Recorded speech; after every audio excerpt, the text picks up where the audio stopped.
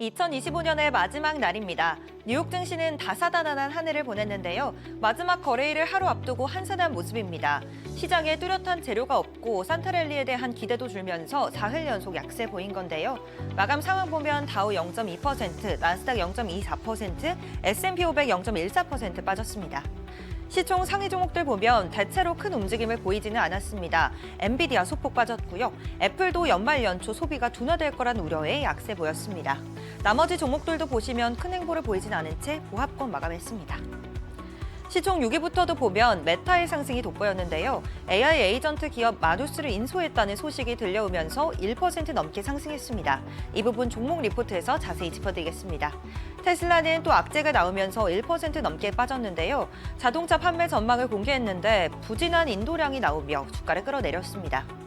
이어서 간밤 공개된 12월 FOMC 의사록을 보면 연준 위원들의 의견 차이는 더 깊어진 걸로 나타났습니다. 이번 12월 기준금리 결정에서 12명 가운데 3명이 반대표를 던졌죠. 6년 만에 가장 큰 내부 이견이 드러난 건데요. 의사록에 따르면 이번 금리 인하 결정이 상당한 미묘한 균형점 위에 있었다고 표현했습니다. 연준 내부 분위기를 보니 향후 금리 방향을 확인할 수 있었습니다. 인플레이션이 예상대로 둔화된다면 추가 금리 인하는 가능하지만 물가가 다시 고착화될 경우 성급한 인하는 정책 신뢰를 훼손할 수 있다는 경계심도 여전히 크다며 팽팽한 대립을 보였습니다. 결국 향후 금리는 물가와 고용 지표에 따라 결정하겠다는 데 합의했습니다. 다만 최근 연설과 전망에서 내년 경제 전망이 비교적 양호하다고 평가하는 등 내년 연준이 4회 연속 금리 인하에 나서기는 쉽지 않을 거라는 분석이 우세합니다. 이어서 종목 리포트도 확인해 보시죠. AI 전쟁에서 빅테크들이 일제히 지갑을 열기 시작했습니다. 엔비디아와 소프트뱅크를 비롯한 AI 스타트업 인수에 속도를 내고 있는 건데요. 이런 흐름 속에서 메타의 고민도 분명해 보입니다. 오픈 AI와 구글에 비해 AI 모델 경쟁력에서 뒤처졌다는 평가가 계속되고 내부 개발에도 투자했지만 그 속도에 한계가 있다는 점이 계속해서 지적돼 왔는데요. 결국 메타는 AI 전쟁 후발주자라는 이미지를 벗어내야 하는 과제에 직면했습니다. 이를 위해 메타는 다음과 같은 전략을 선택했습니다. AI 모델 개발의 가속화를 하는 동시에 AI 스타트업 인수를 통해 그 속도를 줄이겠다는 선택입니다. 그리고 꺼내든 카드가 바로 마누스입니다.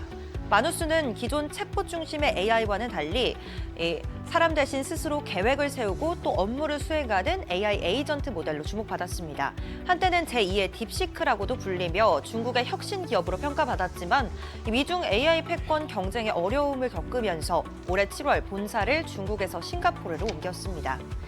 메타는 마누스에 대해 복잡한 작업을 독립적으로 수행할 수 있는 기업이라며 기술력을 높게 평가했고요. 마누스 역시 운영 방식과 의사결정 독립성을 유지하면서 더 강력하고 지속 가능한 기반을 구축하게 됐다고 밝혔습니다. 이 거래를 통해 메타는 마누스의 서비스를 유지하면서 자사 AI 생태계에 통합할 계획입니다. 마지막으로 오늘장 주요 일정들도 살펴보시죠. 오늘 밤에는 미국의 신규 실업수당 청구 건수가 나오고요. 미국의 원유 재고도 나옵니다. 또 내일은 1월 1일 새해의 시작이죠. 뉴욕 증시는 하루 쉬어가고요. 그 다음 거래일인 1월 2일부터 재개됩니다. 연초 첫 거래일 연말 포지션 조정 이후 자금이 어느 방향으로 흐르는지 지켜볼 필요가 있겠습니다. 지금까지 뉴욕 증시 전략이었습니다.